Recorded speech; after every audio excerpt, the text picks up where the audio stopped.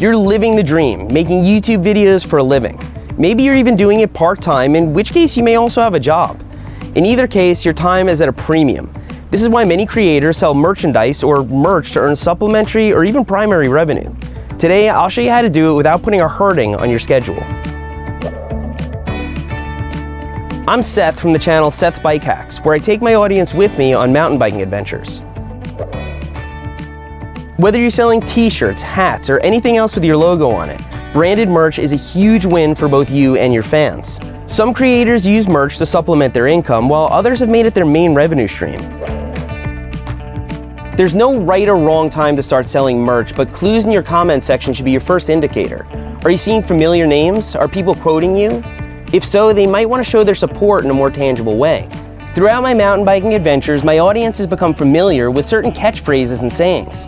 This Smash t-shirt I'm wearing has an inside joke on it, which any of my subscribers would instantly recognize.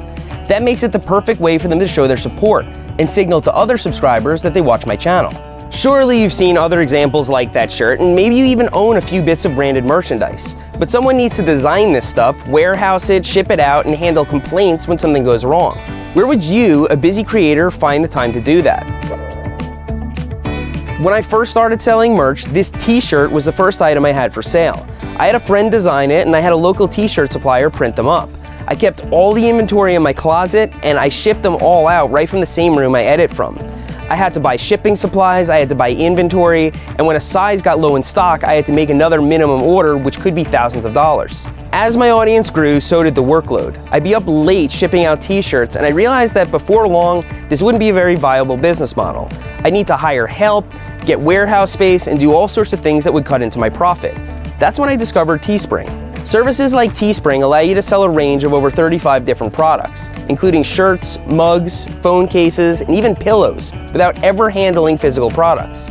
Just decide what you want to sell, list it on their site, and sit back while they handle the logistics. The seller, in this case Teespring, takes a cut of the sale to cover their costs, and you get the remaining profit. Using a t-shirt as an example, you may be left with $8 to $10 of each sale, depending on the purchase price. While this may not be as profitable as an in-house operation, consider the cost of your time. You can use that time to promote your merchandise, come up with new designs, and create the very content that drives traffic to your channel. Another great thing about Teespring is the frictionless experience it gives your users. Since many creators are already using the platform, many of your users will already be familiar with it. The ubiquity of Teespring is the main reason I use it, but there are plenty of alternative services that work in a similar way.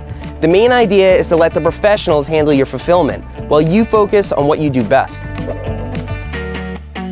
A key point to consider is timing. Leveraging an event or exciting change in your channel is a great way to spur sales and even impulse buys. Let's say you're redesigning your channel logo.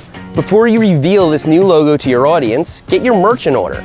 Consider who your buyers are, your most dedicated fans, many of whom watch your content the instant it goes live. To capitalize on this excitement, you need to prepare your product pages and links ahead of time. Now let's talk about choosing your products. It's up to you to decide what your audience would find most valuable. Maybe it's a t-shirt, or perhaps it's a pint glass. Using the polls feature, which can be found in the cards or community tab, is a great way to find out. Ask your audience what they want to see, and then read the comments for additional suggestions. Going back to the example of a t-shirt, a simple logo is often the best place to start. Inside jokes, catchphrases, or designs relating to your channel are also great to incorporate into merchandise. This rendering is of me riding behind my dog Drama as he wears an action camera. To my viewers, this is a fond memory of a well-loved video. So how do you prepare branded merchandise? If you're just making a logo tee or coffee mug, it could be as simple as uploading your original logo design file. But many of us want to create new artwork, and that's a job for a graphic designer. Maybe you can use the designer who made your logo, or perhaps you can find a designer in your audience. If you know other creators, asking who they use would be a great place to start as well. There are also sites like 99 Designs and Fiverr where you can put your project out to bid and let designers come to you. Based on my personal experience, a lot of full-time graphic designers will want a minimum of around $150 to make a simple original design. This number can fluctuate wildly based on your demands as well as how in demand the artist is. Quality design work can be a great investment that pays you back in full, but it all starts with the guidelines that you put in place. Using bullet points about your channel and audience is a good way to give the designer some inspiration. Be concise in your instructions and provide real-world examples whenever possible. At the onset of the design process, the artist will usually give you some rough drafts. From there, you can provide further instructions on what you want to see.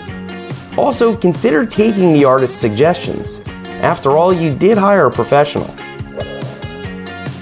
Once you have a design you're happy with, you'll need to apply it to a product and list it for sale. Let's go over some guidelines to help you achieve the best results. Mind the specifications. Services like Teespring will provide you with the minimum size and resolution for uploaded artwork. But when in doubt, go bigger. You can always shrink your design to fit your product, but stretching it out can lead to quality loss. Building on specifications, make sure you're using the proper file type. I found that PNG files can be used universally across platforms like Teespring. A PNG can be easily overlaid against any background color. Double check your proofs. Most interfaces will give you a proof or preview of what the final product will look like, but spending a few bucks on a sample eliminates all the guesswork. This can save you a ton of grief. Write a great description. No matter where you sell your product, it's going to end up on a product page with a Buy Now button. Make sure to include notes about the materials your merch is made out of and how it relates to your channel. Take your pricing into consideration. Don't dissuade sales with an outrageous price, but at the same time, make sure you can cover the cost of your designer and make the whole process worthwhile. When in doubt, check to see what other creators are selling their merchandise for, and use that information to stay competitive. Now that you've gone through the process of designing and listing merch, it's time to tell the world about it. If you have a website, make sure your product links are up to date. If you're selling apparel, be sure to wear it in your videos to build excitement. Pinning a top comment with a link to your merch is also a great way to get the word out, but make sure to do it as soon as your video goes live so your most dedicated fans will see. Available in certain countries, YouTube allows you to promote your merch on video end screens, as well as in a merch shelf below the description. If you're sure your fans are interested in branded merchandise, then why not do a dedicated video about it? Many of your audience members want to know about new merch, so take the time in your video to tell them directly. Tell them that you hope they like it, and ask for feedback in the comment section.